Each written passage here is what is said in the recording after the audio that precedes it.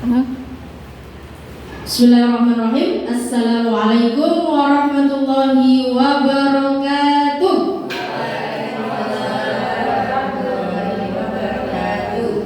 Ya, alhamdulillah luar biasa. Ada berapa orang di sini? 1, 2, 3, 4, 5, 6, 7, 8, 9, 10. Ya, ada 10 orang di sini. Terima kasih atas kehadirannya. Bagaimana kabarnya Bapak Ibu hari ini coba?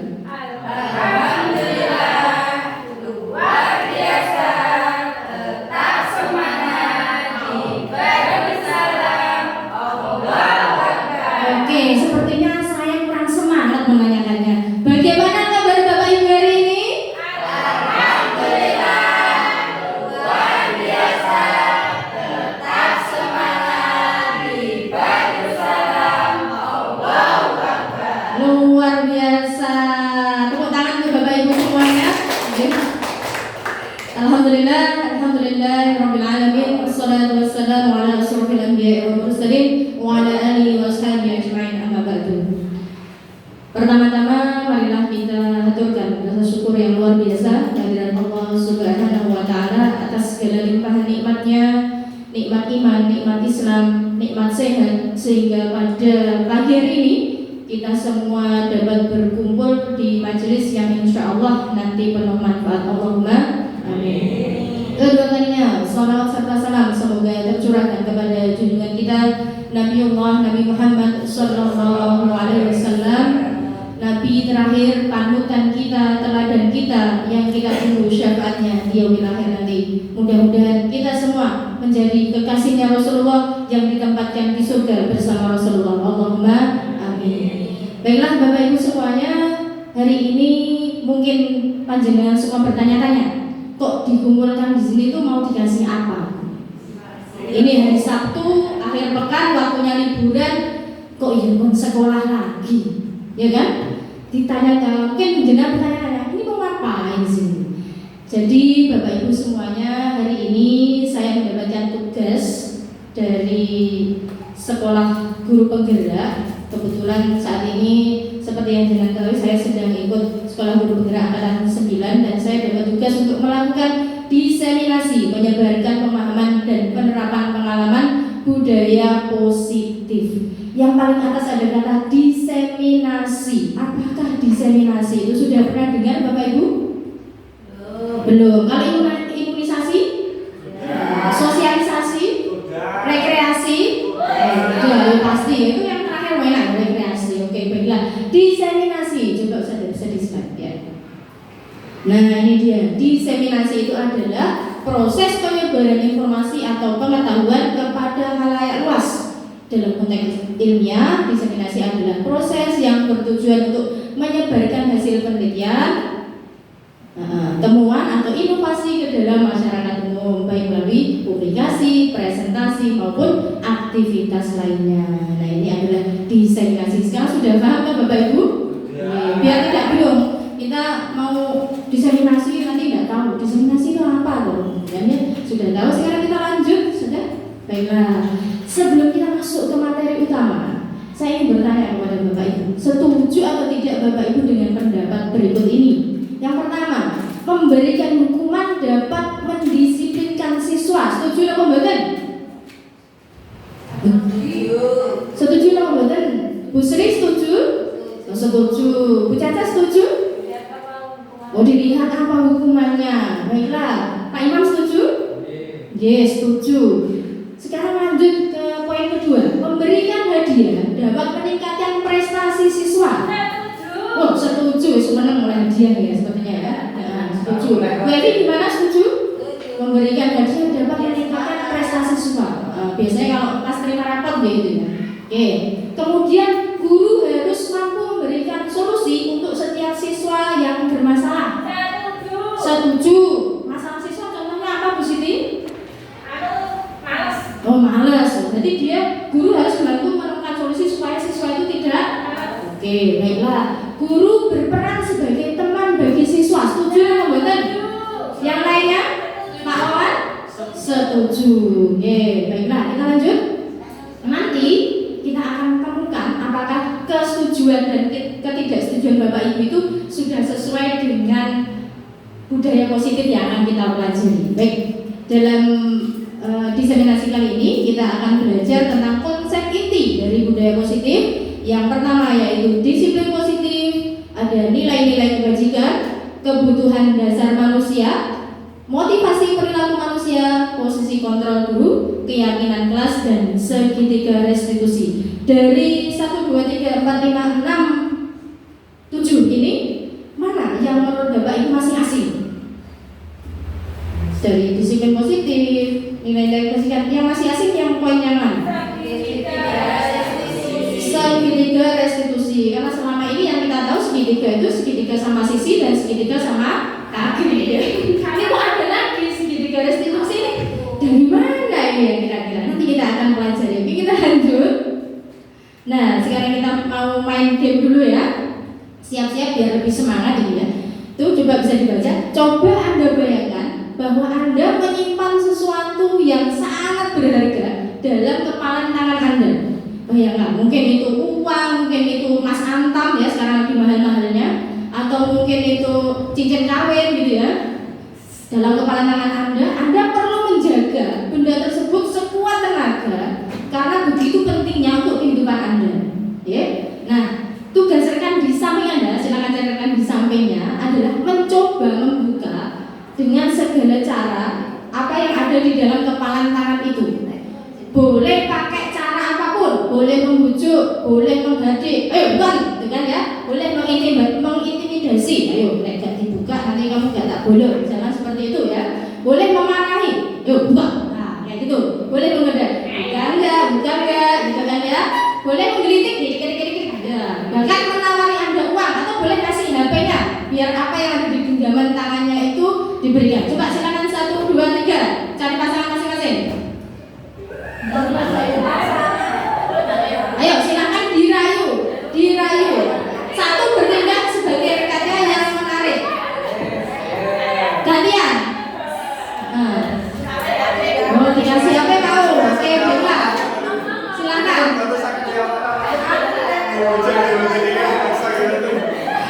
Oke, baik. Sudah Bapak Ibu.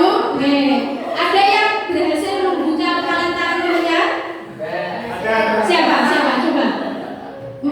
Bu Martin buka kepalan tangan. Oh, Bu Sri. Nah, Bu Sri, kenapa kok Bu Sri membuka kepalan tangannya? Padahal kan itu kan sangat berharga. Aku bisa membuka tangannya. Oh, Bu Martin bisa membuka tangannya Bu Sri. Kenapa kok seperti itu? Oh, jadi Bu Sri akhirnya membuka kepalan tangannya padahal di situ ada sesuatu yang sangat berharga karena diiming-imingi HP. Kira-kira Bu Sri memberikan itu atas kontrol dirinya sendiri atau dipaksa orang lain? Ayo, atas kontrol dari Bu Sri sendiri, kemauan dari Bu Sri sendiri atau dipaksa orang lain? Kemauan Bu Sri karena Bu Sri butuh HP ternyata. Oke, jadi itu pertanyaan. Apakah Anda membuka kepalan tangan Anda ketika diminta teman Anda? Rata-rata membuka atau tidak? Enggak. Rata-rata tidak mau membuka. Apa alasannya kira-kira? Bahaya, sangat berharga. Ini adalah masa depanku gitu ya kira-kira. Oke. Apakah mungkin Bapak Ibu membukanya? Mungkin seperti yang dilakukan Bu Sri tadi. Kenapa Bu Sri? Karena diiming-imingi sesuatu yang mungkin menurut Bu Sri itu penting juga buat beliau. Oke. Nah, dalam kegiatan ini sesungguhnya siapa yang memegang kendali atau kontrol untuk membuka atau menutup kepalan tangan tadi? Yang punya tangan, diri sendiri, bukan orang lain ya.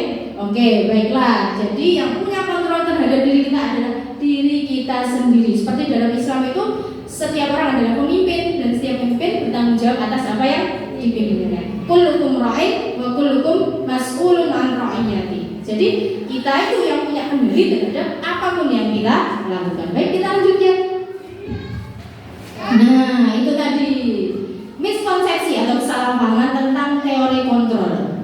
Ilusi guru mengontrol murid. Misalkan murid tidak mengerjakan PR, terus anjuran beri PR kepada murid, dia murid tidak mengerjakan PR-nya, maka sebenarnya yang mengontrol murid itu guru atau murid sendiri? Nah, jadi murid sendiri, bukan guru. Selama ini kita beranggapan bahwa ketika saya perintahkan untuk murid saya mengerjakan PR, pasti dia akan mengerjakan, pasti seperti itu. Padahal tidak, dia akan mengerjakan PR kalau Selanjutnya, ilusi bahwa kritik dan membuat rasa bersalah mampu menguatkan karakter. Kita seringkali memberikan kritik kepada seseorang, kamu nggak boleh begitu, kamu nggak boleh begini, kemudian membuat rasa bersalah, kamu nggak kasihan sama ibu sudah capek-capek naik turun tangga loh, masa kamu nggak memperhatikan, kan kayak gitu. Itu namanya membuat rasa bersalah. Nah, itu selama ini kita pikir itu mampu menguatkan karakter siswa, padahal siswa karena kita membuatnya merasa bersalah itu hanya merasa kasihan sama kita. Itu tidak muncul dari dirinya, itu hanya kasihan sampai. Seperti kita misalkan membeli sesuatu karena kasihan gitu kan. Kita berarti dikasihani sama murid. Kasihan sekali kita. Kemudian ilusi bahwa semua penguatan positif, efektif dan bermanfaat. Nah, tadi ada poin memberikan hadiah untuk siswa itu adalah salah satu penguatan positif. Nah, ternyata selama ini itu adalah sebuah kesalahan ya, bahwasanya memberikan hadiah itu sebenarnya tidak selalu memberikan penguatan positif bagi murid kita. Kemudian ilusi bahwa orang dewasa berhak memaksa. Selama ini kita berpikir bahwa kita yang lebih tua itu punya kendali lebih, punya kendali utama terhadap mereka yang masih anak-anak. Apakah itu betul? Tidak ya. Jadi itu beberapa kesalahpahaman tentang teori kontrol. Kita lanjut. Nah, ini dia mengubah paradigma stimulus respon ke pendekatan teori kontrol. Jadi stimulus respon itu berarti kita melakukan sesuatu karena dorongan. Nah, di stimulus respon itu realitas atau kebutuhan kita sama. Menurut teori kontrol, realitas atau kebutuhan kita berbeda, ya kan? Saya butuh sesuatu yang tidak sama dengan kebutuhannya Bu Sri. Itu beda-beda. Setiap orang punya kebutuhan yang beda. Kemudian semua orang melihat hal yang sama. Itu menurut stimulus respon. Nah, di teori kontrol setiap orang memiliki gambaran berbeda. Gitu? Kita melihat pohon misalkan, itu kadang kita ada yang kalau orangnya mistis kan, bentuk pohonnya seperti hantu, gitu kan. Tapi kalau orang yang positif, bentuk pohonnya estetik, gitu kan. Itu cara pandang yang berbeda. Kemudian kita mencoba mengubah agar orang berpandangan sama dengan kita. Ada yang sering seperti itu? Ada. Nah, ada. Dari panjenengan ada? Wes gak usah diomongin. Rahasia ya. Ya, kita mencoba mengubah orang agar berpandangan sama dengan kita. Padahal seharusnya kita berusaha memahami pandangan orang lain tentang dunia. Karena setiap orang point of view-nya beda. Ya. Kemudian perilaku buruk dilihat sebagai suatu kesalahan. Nah, sementara dalam teori kontrol semua perilaku memiliki tujuan. Dia berbuat salah itu pasti dia punya tujuan, punya alasan, ya. Kemudian itu orang lain bisa mengontrol saya. Sedangkan dalam teori kontrol hanya Anda yang bisa mengontrol diri Anda sendiri. Betul apa betul? Betul. Ya. Kemudian pemaksaan ada pada saat bujukan gagal. Nah, itu tadi misalnya menghardik, memarahi, yaitu pemaksa namanya ya. Ketika tadi diberi HP, contoh memaksa juga. Kemudian Anda tidak bisa mengontrol orang lain. Tak semuanya itu kendali utama ada di diri kita. Okay? Pemaksaan, mana tadi? Nomor terakhir, model berpikir menang dan kalah. Aku kudu menang dari murid. Aku harus menang dalam permainan ini. Nah, kalau dalam teori kontrol model berpikirnya adalah win-win solution. Model berpikir menang-menang. Nanti kode menangnya, ya. Akhirnya kode-kode dalam dia. Sama-sama menang, ya. Sama-sama menang, sama-sama senang. Itu yang dibutuhkan kita sebagai seorang guru. Lanjut, saudara. Nah, ini dia disiplin positif. Disiplin kan memang positif. Kenapa harus ditambahi positif di depannya gitu kan? Oke, disiplin berasal dari kata disiplina yang artinya belajar. Disiplin mengacu pada disiplin diri yang memiliki tanggung jawab terhadap apa yang dilakukannya berdasarkan nilai-nilai yang diyakini. Sepakat dengan pengertian ini? Sepakat. Oke. Nah, disiplin positif adalah salah satu cara penerapan disiplin yang bertujuan untuk menumbuhkan kesadaran serta memberdayakan peserta didik tanpa imbalan. Ini poin yang masih garis bawahi, tanpa imbalan, penghargaan, ancaman atau hukuman. Jadi maksudnya supaya peserta didik sadar dari dirinya sendiri tanpa embel-embel, tanpa iming-iming seperti yang dilakukan oleh Saudara Marmi tadi ya. Oke, baiklah. Sebagai pendidik, tujuan kita adalah menciptakan peserta didik yang memiliki disiplin diri sehingga mereka berperilaku mengacu kepada nilai-nilai kebajikan universal dan memiliki motivasi intrinsik atau motivasi internal dalam dirinya ke dalam perubahan perilaku ke arah yang lebih baik. Ya, kira-kira seperti itu. Lanjut, saudara. Nah, ini dia nilai-nilai kebajikannya itu apa saja? Nilai kebajikan itu adalah nilai yang disepakati bersama. Itu ada apa yang di atas? Ya, lepas dari suku, bangsa, agama, bangsa maupun latar belakangnya. Sepertinya kondisi semakin tegang ini ya. Nggak usah tegang, Bapak Ibu yang mau kamar mandi silahkan ke kamar mandi ya Bapak. Ya, yang mau mencicipi minumannya juga boleh dipersilahkan.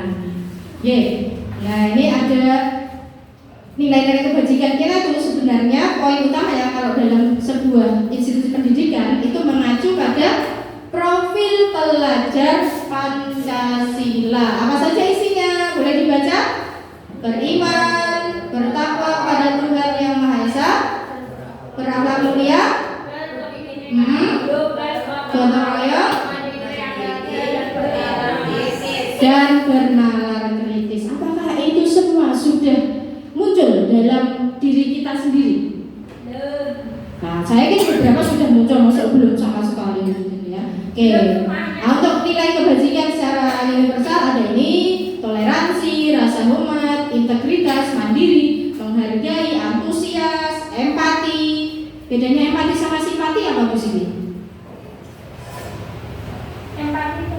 Nah, empati itu merasa bahwa dia itu juga merasakan hal yang sama sehingga kepeduliannya lebih meningkat. Dan rasa ingin tahu, kreativitas, kerjasama, percaya diri dan komitmen. Kemudian di sini juga ada keterampilan life skill, dapat dipercaya, lurus hati, pendengar yang aktif. Pendengar yang aktif itu berarti dia mendengar tapi memberikan respon, tidak hanya nyimak tok gitu ya.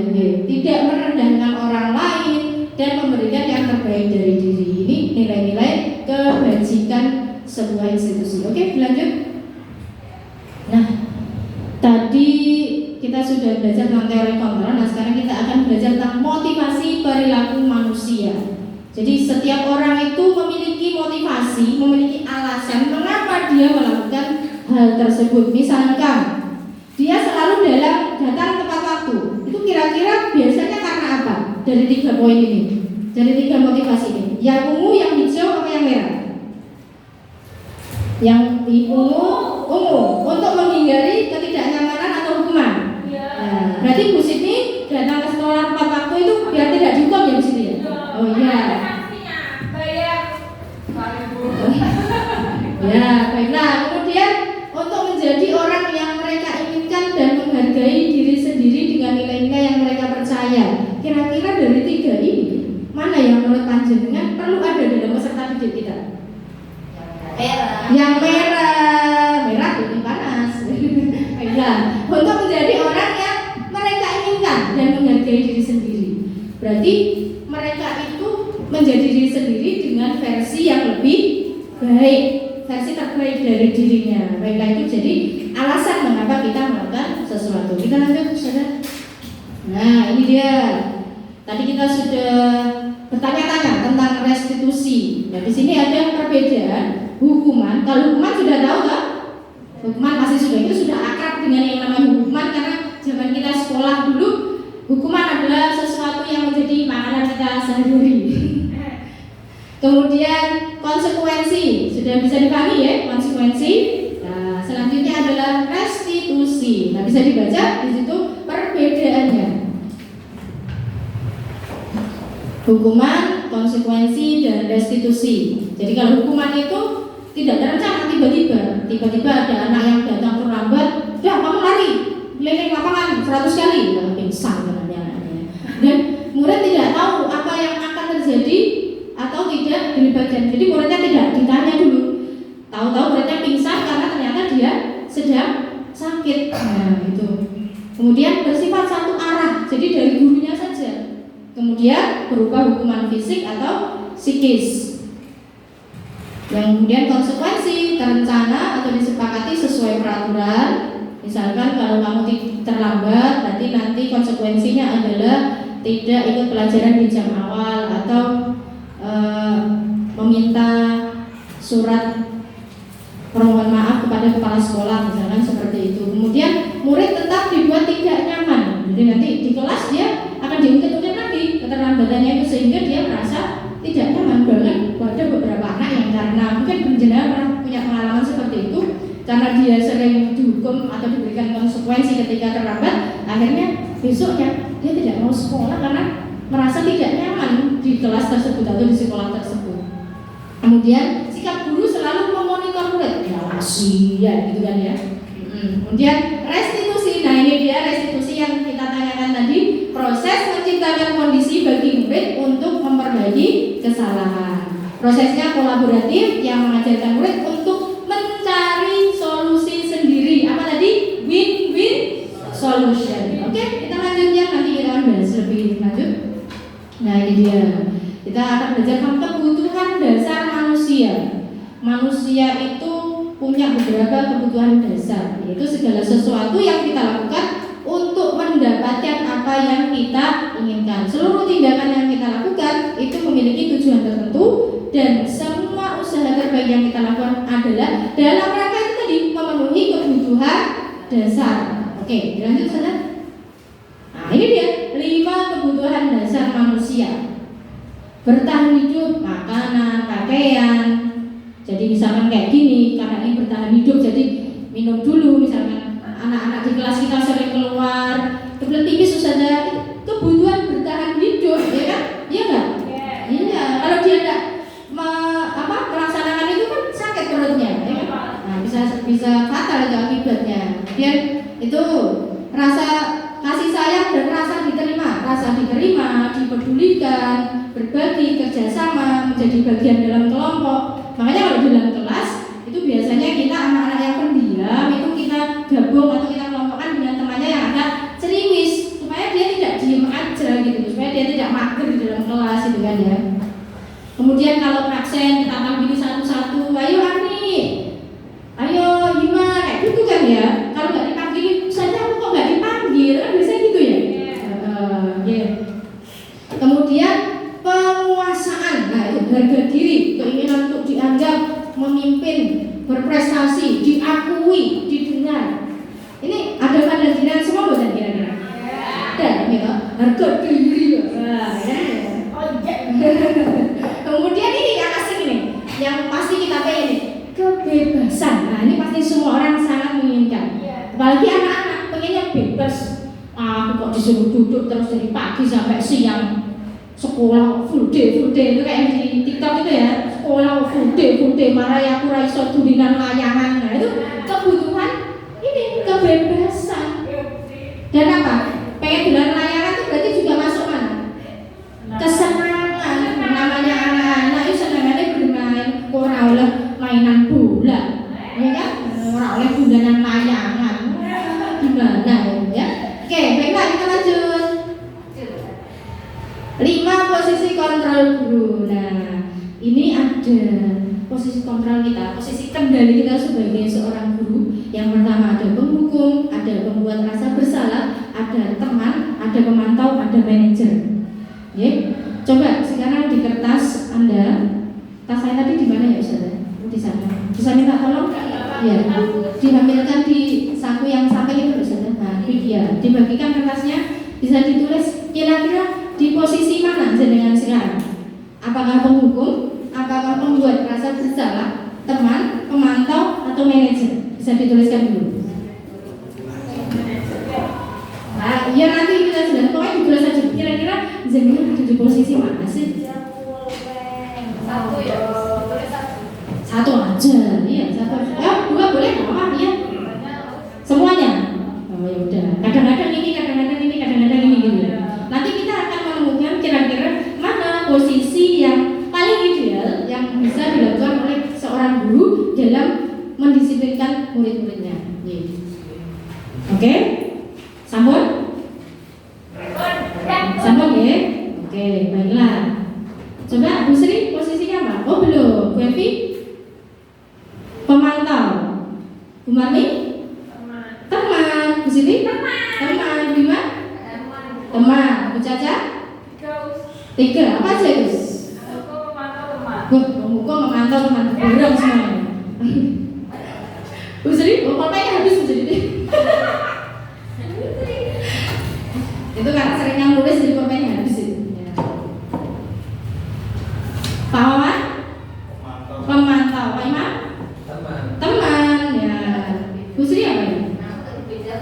Oh, manajer luar biasa, manajer. Mari kita lihat posisi mana yang paling ideal. Oke, kita lanjut ya. Nah, ini siswa ada kasus ya. Ini contoh penerapan 5 posisi kontrol guru. Kasusnya siswa datang terlambat ke sekolah. Nah, ini lagi-lagi kamu terlambat. Ayo, silahkan berlari memilih lapangan 10 menit. Kira-kira apa ini?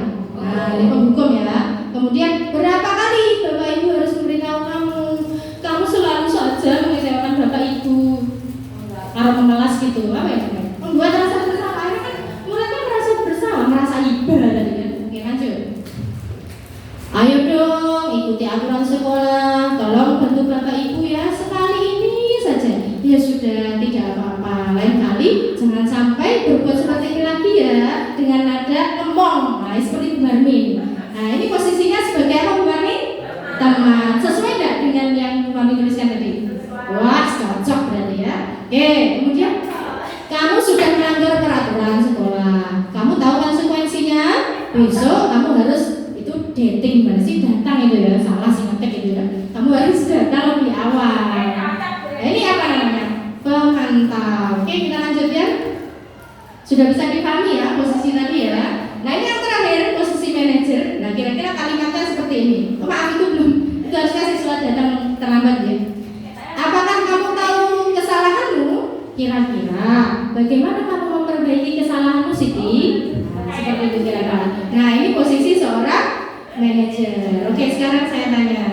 Dari apa yang Bapak Ibu tuliskan tadi, sudah sesuai belum? Sudah sesuai belum dengan apa yang di slide tadi? Sesuai? Enggak? Oke, baiklah. Kita lanjutkan, saudara. Nah, ini posisi kontrol apakah aku? Ini ada beberapa kalimat. Saya kecewa sekali dengan kamu. Ibu sangat kecewa sekali dengan kamu. Berapa kali Bapak harus memberitahu kamu ya? Gimana coba kalau orang tua kamu tahu kamu berbuat seperti ini? Pasti nangis di rumah, pasti sedih di rumah. Nah, dengan ada suara memelas itu, ya kan? Itu posisi kontrol apa kira-kira? Merasa bersalah. Pernah atau sering seperti ini? Oh, pernah. Sering. Oke. Ini merasa bersalah. Oke, lanjut. Nah, kalau kalimatnya begini, kamu tidak pernah benar melakukannya. Patuhi aturan saya atau awas. Kamu selalu saja salah. Selalu, pasti selalu yang terakhir selesai kamu itu. Terlambat lagi. Selalu datang terlambat. Kapan sih bisa datang tepat waktu? Apa ini? Kira-kira posisinya apa, Bu Ewi? Oke, kita lanjut ya. Nah, ini terdengar bijak ya. Apa rencanamu untuk menyelesaikan masalah ini bersama? Apa? Manajer. Ini sesuai dengan posisinya Bu Sri tadi. Oke, lanjut. Ayolah lakukan demi Bapak Ibu ya. Ayo bantulah demi Bapak Ibu. Ayo ingat tidak bantuan Bapak selama ini. Ya sudah, kali ini tidak apa-apa. Nanti Ibu bereskan, model Ibu beri. Itu kira-kira posisinya apa? Teman. Oke, lanjut. Kamu tidak pernah mendapat nilai jika tidak melakukan tugas. Peraturannya apa? Apa yang telah kamu lakukan? Sanksi atau konsekuensinya apa? Ini apa kira-kira?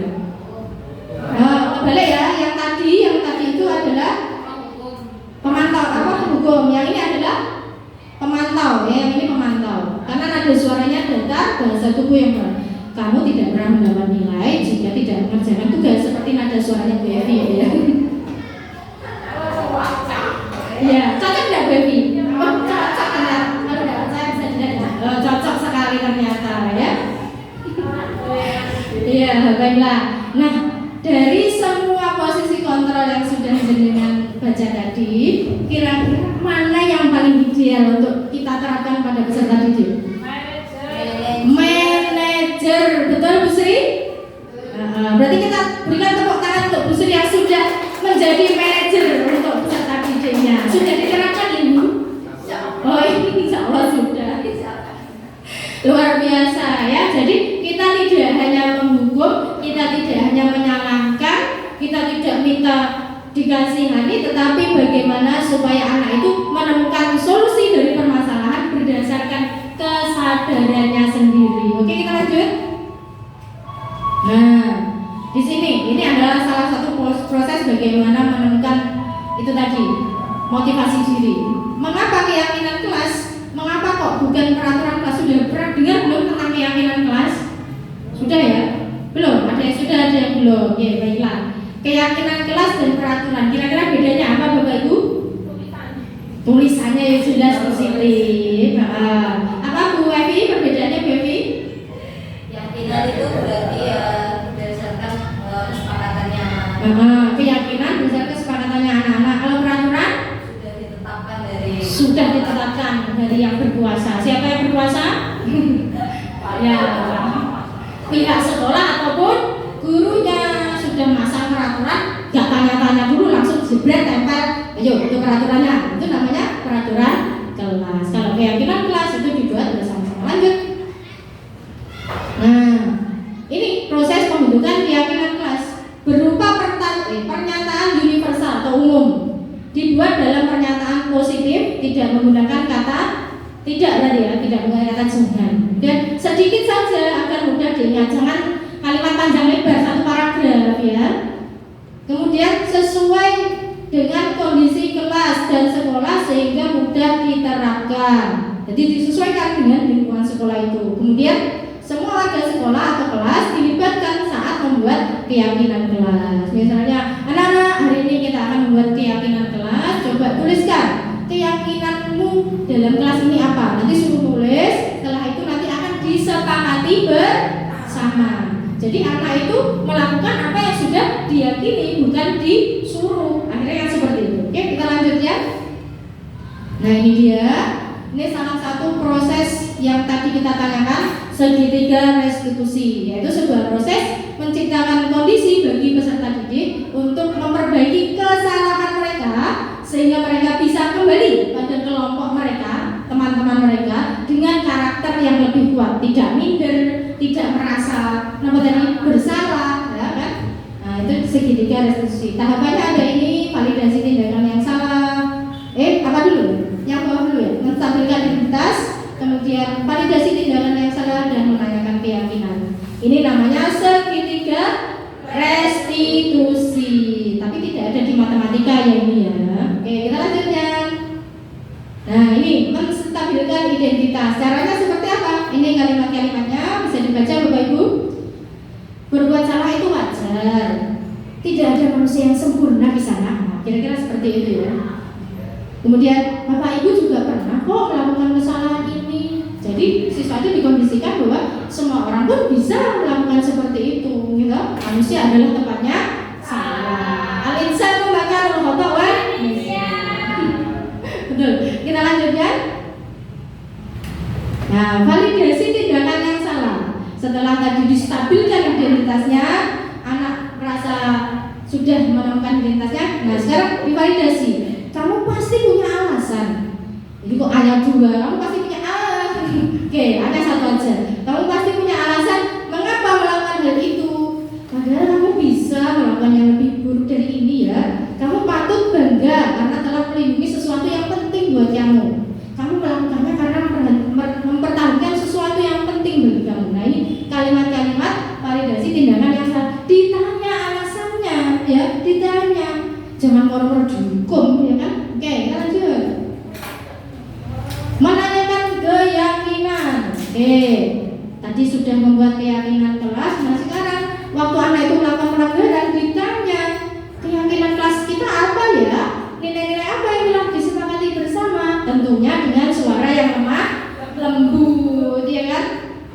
Jangan apa keyakinan kelas kita? Nah, itu modenya mode menghukum itu. Kemarin kan tuh? Nah, kamu lemah lembut. Oke, lanjut.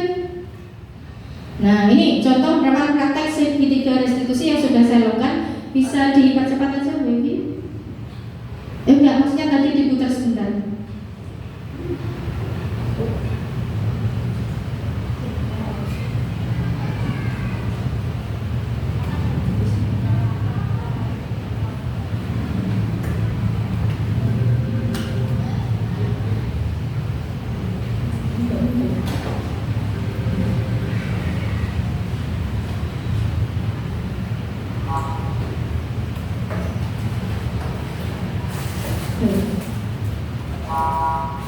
Sebentar ya, ini ada kendala sedikit. Diucapkan di meja. Jadi sudah langsung sini sekarang. Videonya.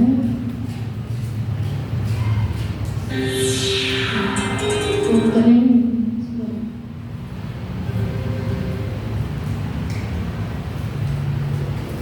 Itu sudah banyak sini.